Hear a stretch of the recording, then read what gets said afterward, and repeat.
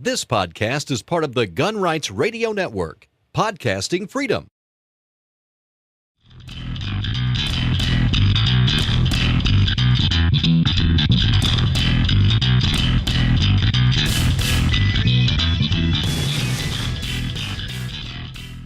Hello and welcome to episode 61 of Shooting the Breeze, the formal gun podcast of WaltonPA.com.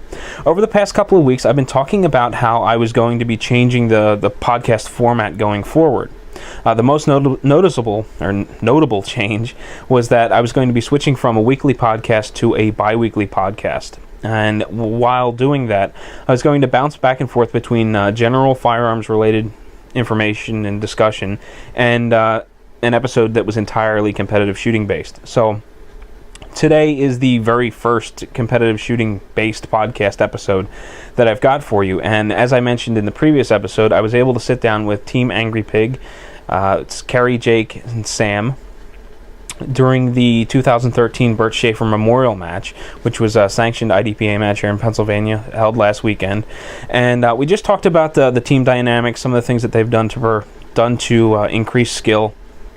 And then I've got lots of video of them shooting each stage. So what we're going to do is we're going to roll right into the interview portion. You'll get some background information on Team Angrypig. From there, I'm going to roll right into the match video that I've got of the guys. And then after that, we'll just talk about what I thought of the match, some opinion leading into it, how I shot the match, how everyone else shot the match, and then we'll kind of roll on out, and that'll make up episode 61. So sit tight and enjoy the interview with Team Angrypig.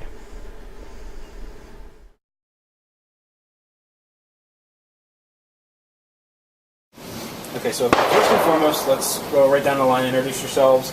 Tell us what division you're shooting, what classification you're shooting, and what gun you're shooting. All right, I'm Kerry Woods. I'm going to be shooting SSP sharpshooter today with an M&P 9 full size. I'm Jake Degenshine. I'm going to be shooting SSP Expert today with M&P Pro. I'm Sam Woods. I'm shooting SSP Sharpshooter with M&P Pro. So you doing anything different with your guns, or you're running them basically stock? I cleaned it a little better. That's about it. but no, I've got the Apex duty kit in, but other than that, it's a stock M&P. Pretty much stock M&P. Stock. All right. We don't get anything cool.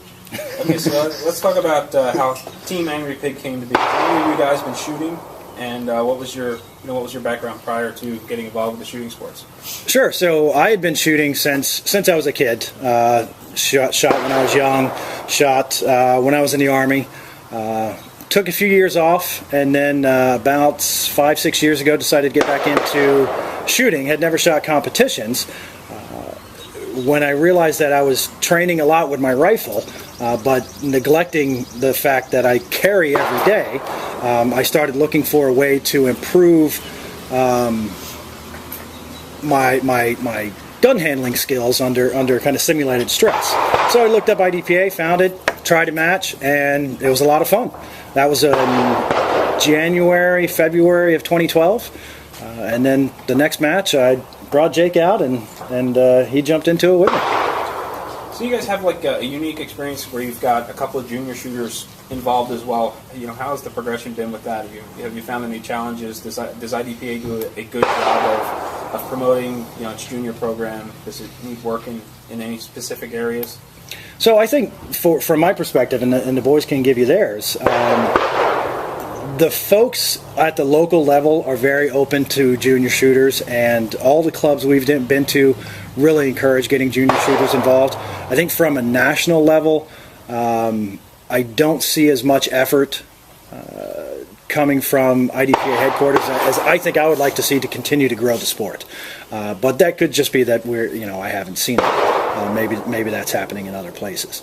I would definitely like to see more of a focus from the national headquarters on junior shooters. How about you guys? I agree. Yeah. I definitely see people bringing in more junior shooters on a local level, as you said. I know every single match Dave Bear is saying, bring out some new shooters, some junior shooters and stuff like that, and saying that at every other club. So at what what point did you decide that you didn't want to just play the game, you wanted to progress and do well? For me, it was once I actually finished towards the top of my class. I thought, maybe I can actually do something here. For me, it was right after my first match, which was about a year ago. It was so much fun for me. I wanted to get really good at that and compete. For me, in my first match, I was able to finish in second. In my second match, I finished in third. And once I realized I was finishing in top for 2 consecutive matches, I realized it was a lot more fun than what I was doing with racing dirt bikes, which I was nowhere near the top. So it was definitely a different experience, and I thought it was a lot more fun.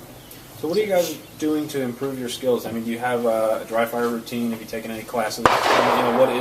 What is the secret to the success? Because I've been shooting with you for about a year, and there's been a massive progression in skill from when I first met you until now. Here, a year? What do you think, Sue?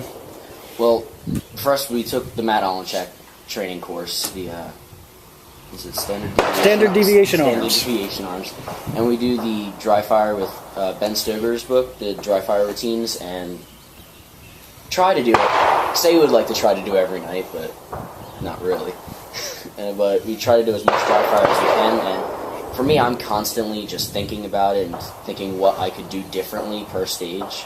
Anytime I have my magazines near me, I'm just messing around with them, trying to figure out whichever ways can get faster, whichever ways I can change what I do to improve.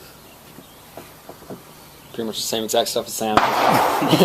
Dry fire whenever we can, and took the standard deviation arms course with Matt and Steve, and I think that actually really helped me improve my shooting skills. Yeah, definitely that class was a huge asset. We each dropped almost 30 seconds off our classifier times after that class with Matt Olencek and Steve Lockwood. So. You guys also do a lot of video recording. What do you do with the video afterwards? Is it just for fun, or are you poring over it looking for areas to improve? So I think for me, I'm actually looking to help coach the boys. Both boys beat me at pretty much every match. So I use the video to, one, just put it out there, let people see it, family members, anybody else who wants to follow us. But for me, I'm looking to help coach the boys, identify where they could improve. I would like to see them use it as a more efficient tool. I use it to review what I did and what I could do better, and I also utilize the video, and I've sent out sponsorship applications and tried to use some of my parts of the videos to kind of show what I can do, and I've sent out actually a team application. I think I didn't tell you. I used the video and just tried to spread us, get us known. Okay, so what are some of your long-term and short-term goals for IDPA? Short-term goals for me would pretty much just to be, I want to make master in at least SSP and ESP, and then more of long-term goals would just kind of be, not really sure. I mean, just to improve my shooting skills to my best abilities. One of my long-term goals would be to be consistently good and rank up, and as Jake was pretty much saying, and be able to go to nationals, and even being a junior shooter. Like, I'm not going to be a junior shooter for too much longer, but being a junior shooter and being able to be known at the national level, like being able to go to nationals and compete very efficiently. For me, it's really just watching these guys progress. That's what I get the most fun out of. We've toyed with the idea of trying to bring some other junior shooters in and maybe coach them along if there's anybody out there that's interested. But right now, it's just watching these guys progress. That's really my goal. Okay, so today we're shooting a sanctioned match. What are your experiences with sanctioned matches? Have you shot a lot of them? And where are you shooting in general? So we've shot 2 sanctioned matches, one at Lower Providence Rod and Gun Club and one at the Lewistown Rod and Gun Club, both here in Pennsylvania. We normally, our normal circuit each month is New Holland Rod and Gun Club, Ontolani here, Lower Providence, and Blue Ridge Cherry Valley. But this will be our 3rd sanctioned match. Okay, so we kind of glossed over the most important thing, and that is where did Team Angrypig come from? So we've had the web domain angrypig.net for many years. It's been my wife and I, we plan to have a ranch eventually that'll be called the Angry Pig Ranch. So when we decided to start doing this, it just made sense. The Angrypig Shooting Team. It's kind of been our family thing for a long time. Okay, so now we're done with all my questions. Let's get into some of the ones that were submitted via Facebook. And that first one comes from John Stein. He says, shooting at matches isn't all about the shooting. For me, some of the enjoyment is shooting with friends and other people who are nice and friendly. It makes the day so much better when you can shoot with good people. How did they put together their team, and how do they feel? How do they feel they shoot better, enjoy more shooting with friends? I feel like shooting with family and friends can help because the pointers that you get from the matches, from people that you know well, really kind of sink in better, and it's a way to almost, like for instance, me and Jake were constantly seeing who gets better because it's increased competition and bragging rights pretty much between us. And I feel like when you're shooting with family and friends, it helps almost promote you, like that you're kind of representing each other and working as a better shooter. Yeah, I think shooting with family and friends kind of takes a little bit of the pressure off because you're around people that you might be more comfortable with. So I mean, you're just more relaxed, and I think that could actually help you shoot a better match. Yeah, if it's not fun, you're not going to keep coming back, and the people are what make the sport fun. So, how did the team come together? It's just us. Okay, so the last question comes from Dave Bear, who just happens to be the match director here today. He says, shooting IDPA is a very rule-intensive sport. Do you feel that the rules create a true defensive shooting sport, or are they overdone?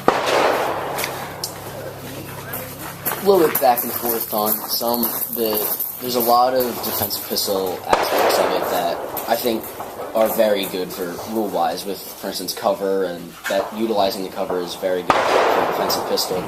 Some rules I don't agree with, like you can't have rounds in your magazine. I think it's a defensive pistol, but I don't think that any of the rules are impeding as a shooter to help train in a defensive, Yeah, I think that the current rule book, as it stands, there's nothing in there that takes away from the sport.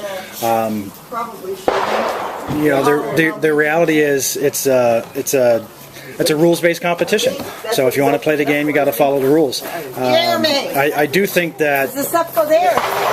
Yeah. I do think that IDPA in general maybe looks at itself too much as training and not enough as a game, because it is. It's a scenario-based game.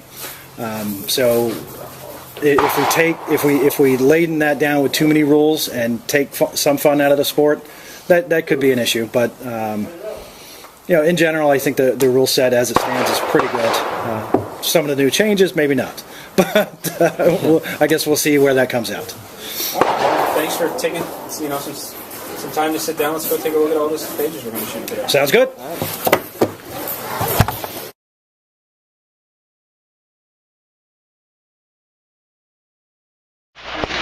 Stand by.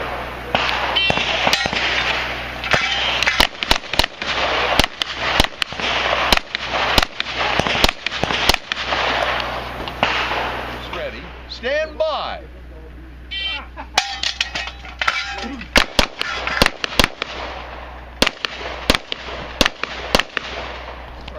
You didn't do anything wrong. No, that's why. Shooters ready. Shooters ready. Stand by. Stand by.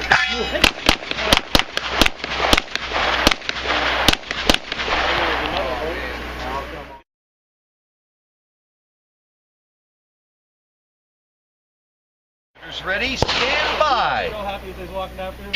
5, 5, 5.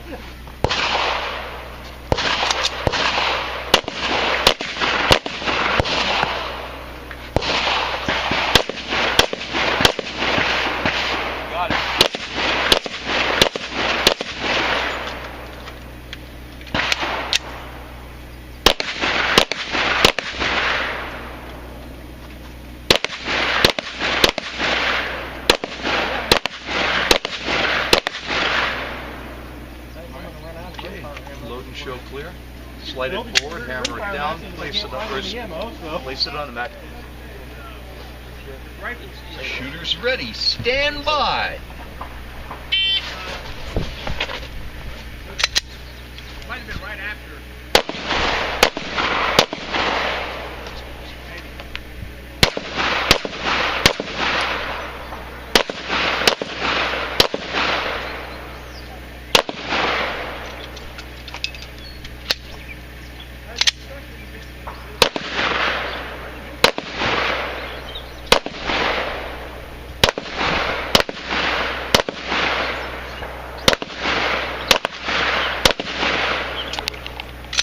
Slide it forward, hammer it down. Ready. Shooters ready. Stand by.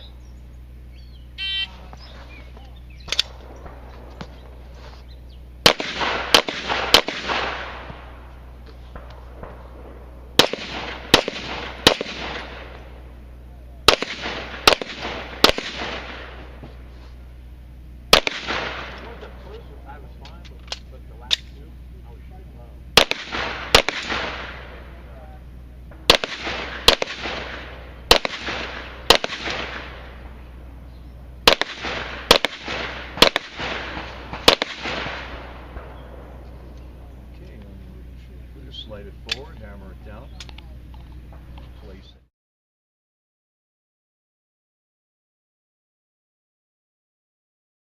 Shooter indicates ready, stand by.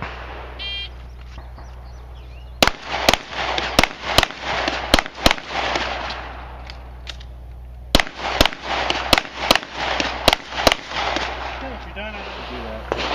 Tell me that. Shooter indicates ready. Stand by.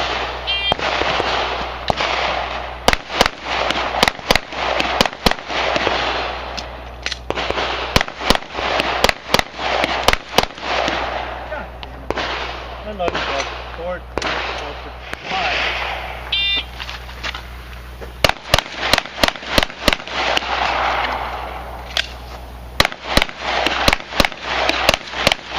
You're done, unload, show clear. Forward.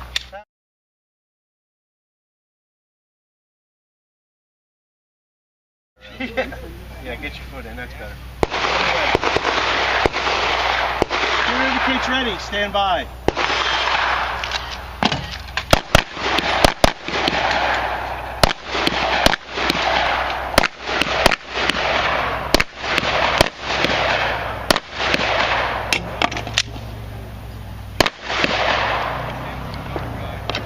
Yeah, 1450 got it. Shooter indicates ready, stand by.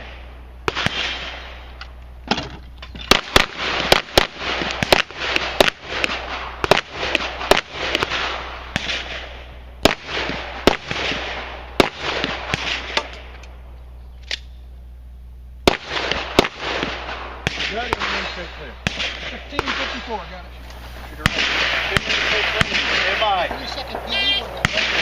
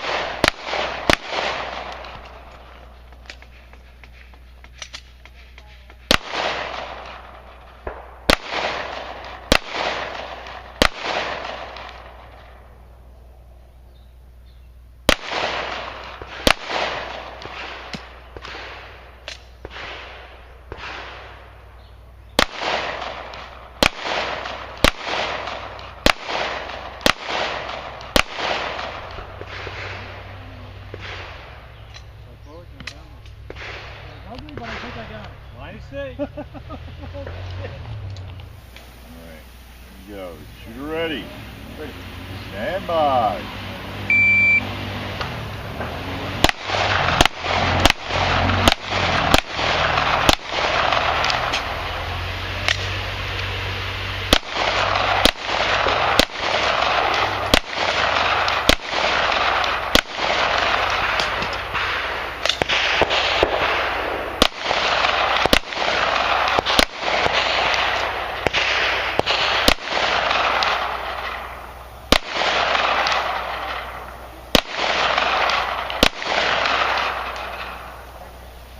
Okay, it's unload, show clear. Right forward. Pull the trigger. And we're clear. Mike.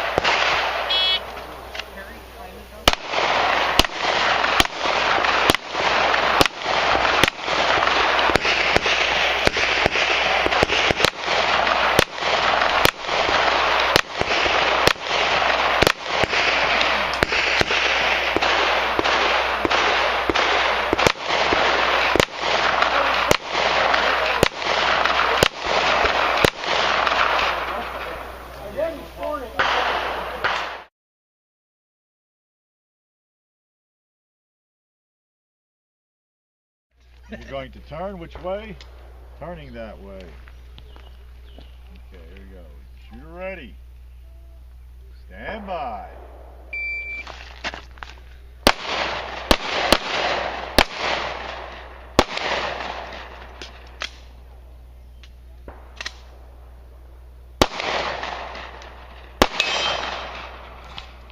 Thank you, man. It's up range. Which way are you going to turn? This way. Turning that way. Alright, shoot ready. Ready. Stand by.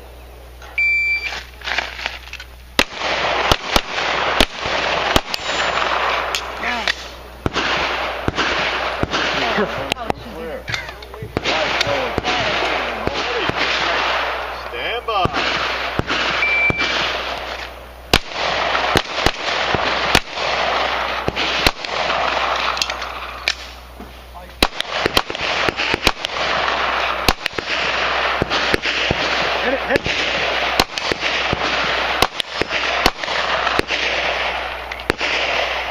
Clear. Slide forward. Hammer down.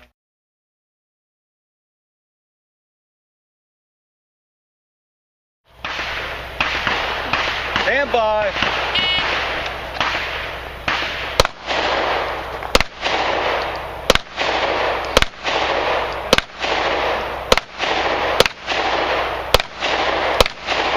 Top off your gun. Reholster. Did you get an extra one? That stays put. Stand by.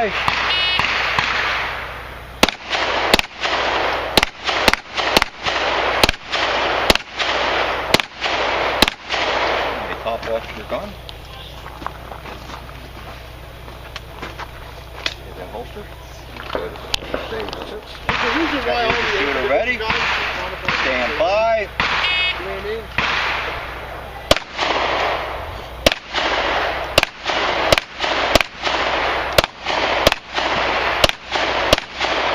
Top off your gun. 1911 by the time they're done with them.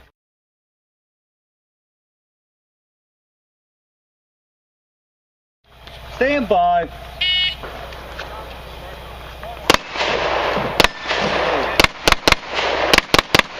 Alright, so unload and show clear.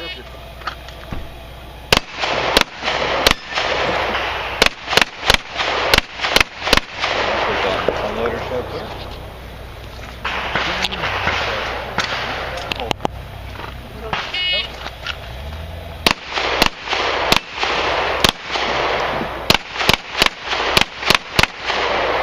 Finished. Unload and show clear.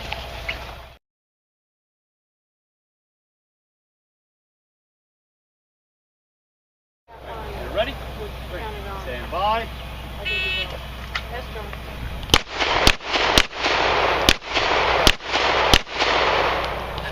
That's how I did it. Slide.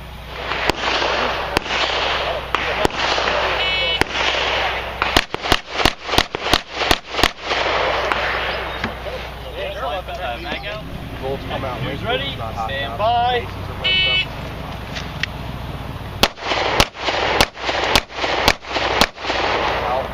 My grandfather. Right back, forward, hammer, hold.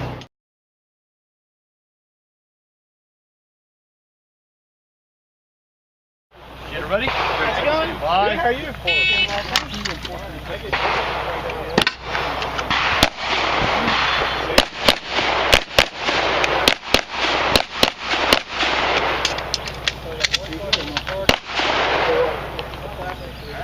Top off. Anywhere in here? Yep, right there. I only fired. You ready? Bye. 7 holes. Apparently somebody from the last meter.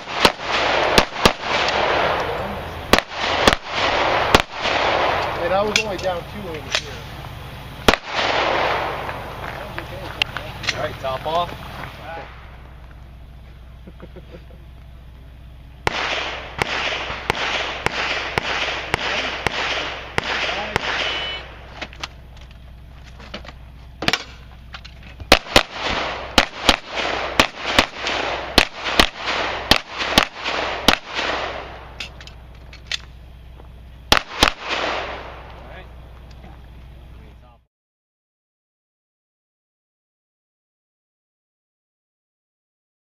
Stand by. Want a battery or what it was? What's that now?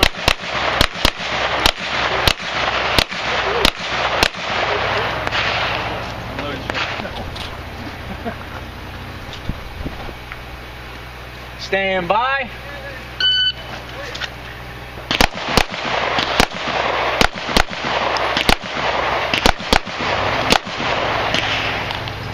They're done on letting the show clear. Stand by.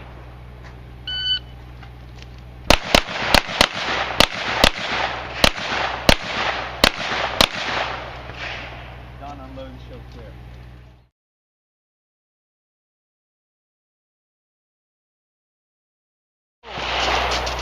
Shooter ready.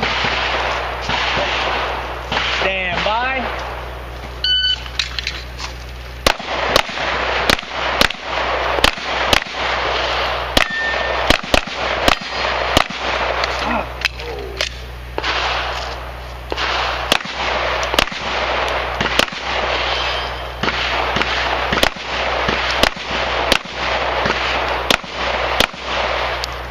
Done unloading show clear. Slide forward. Shooter ready. Stand by.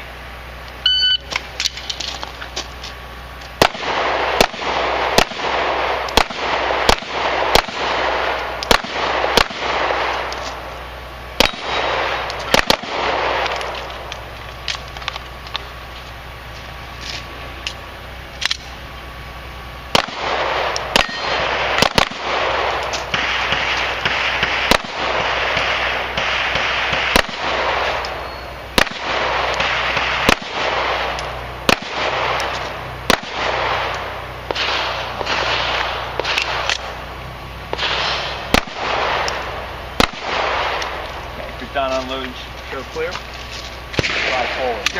Down. Go. Stand by.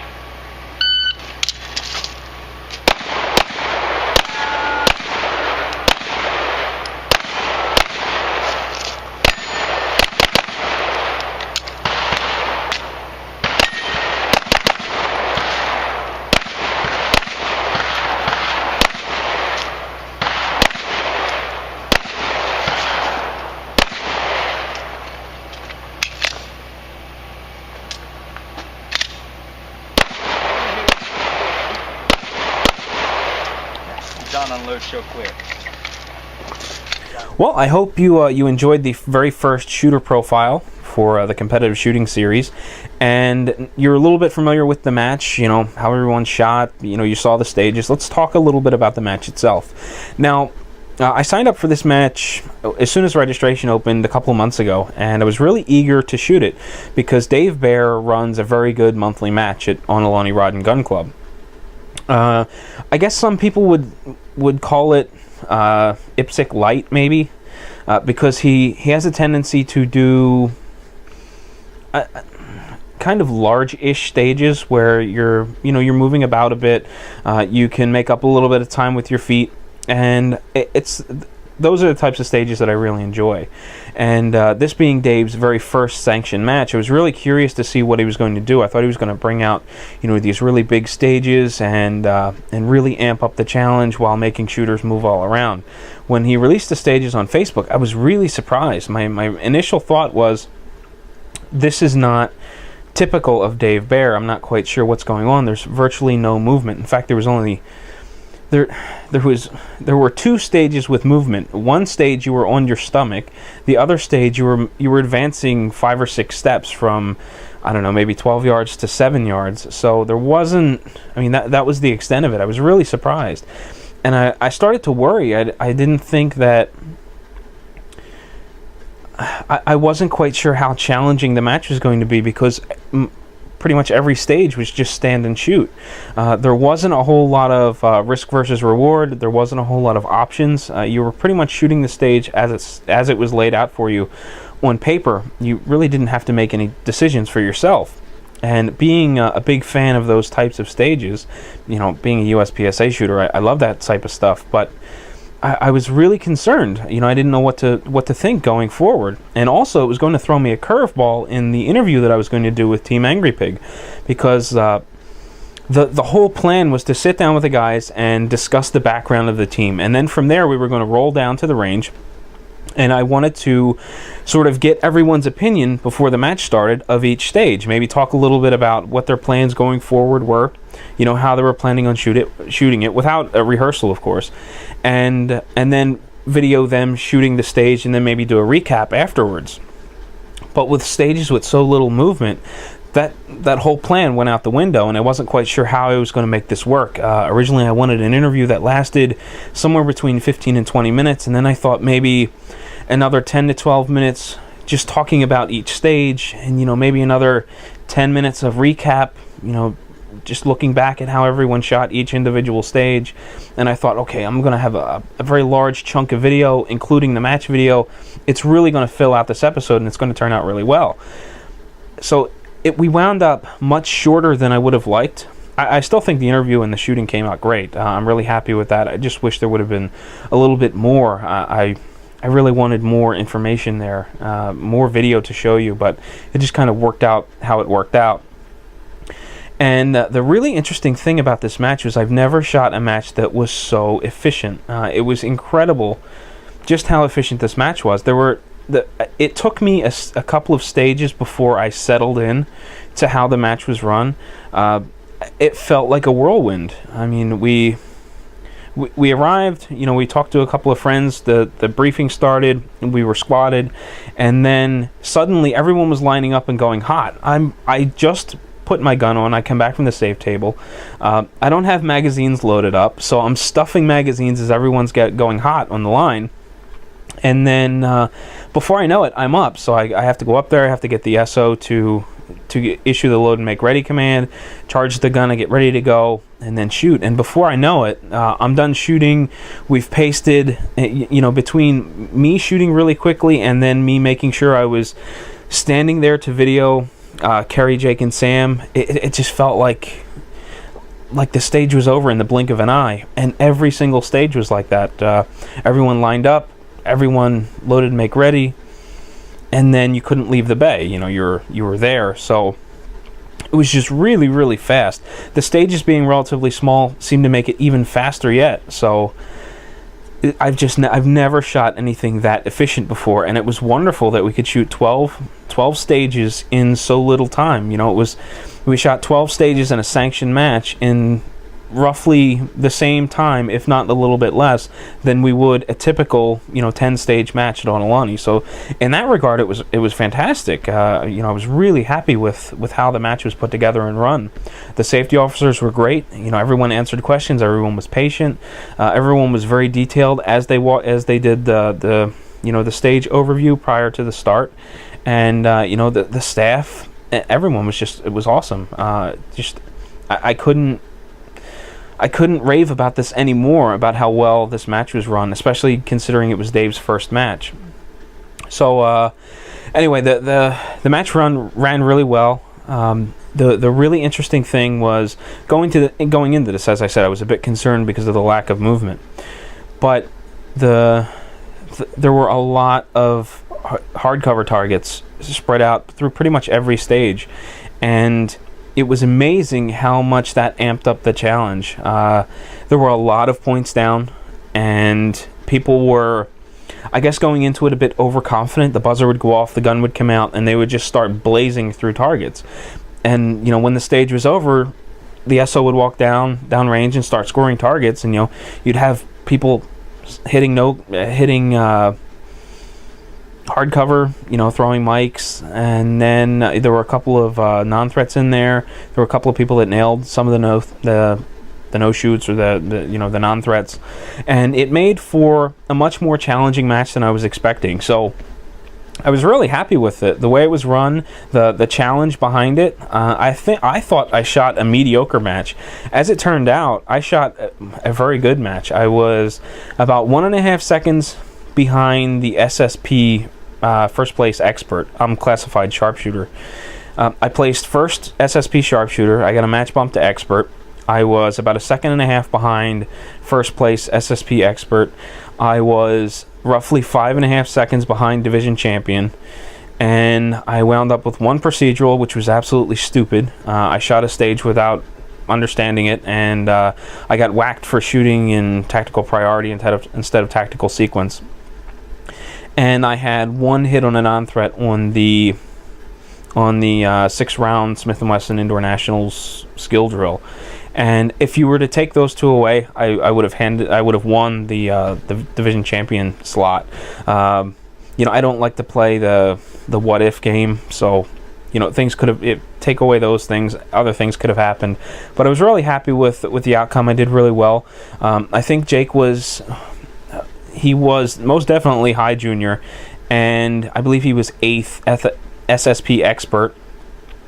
Sam, I think, was either 10th or 11th SSP sharpshooter, and Kerry was either 11th or 12th SSP sharpshooter. They were back to back. Sam placed one rank higher than Kerry. They seemed I don't want to say bummed out. They wished they would have shot a little bit better, but I still think they did a good job with the match. They placed fairly well, and Jake walked away with high junior, so that's awesome. I'm really looking forward to what Dave Bear is going to do next. From what I understand, he may not run another Bert Schaefer Memorial match next year. However, from what I'm hearing, he's definitely going to be running the PA State Championships there. So, if next year's match is anything like this one, it should go over really well. The only complaint that I could possibly give this match, and it's very minor, is that they closed up the food tent before all the squads were finished, because each bay was going hot with the entire squad. You couldn't leave to go get food, so everything was very fast-paced. When you finished up in one bay, you moved directly to another one. You really didn't have time to go to the food tent and grab something to eat. So a lot of us were waiting until the end of the day after our stage was cleaned up, or after our last shooter was done and we were all pasted, to go and grab food. And by that time, we walk over and the food tent is being closed down. So that is the only complaint, and really that is very minor. So Dave did a wonderful job. I was very happy with my performance. Happy with how it worked out. I'm very happy with the interview that Kerry, Jake, and Sam did for me with the team Angry Pig background stuff.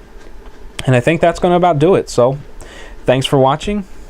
I'll see you in 2 weeks. You can hear Gun Rights Radio Network on Stitcher Smart Radio.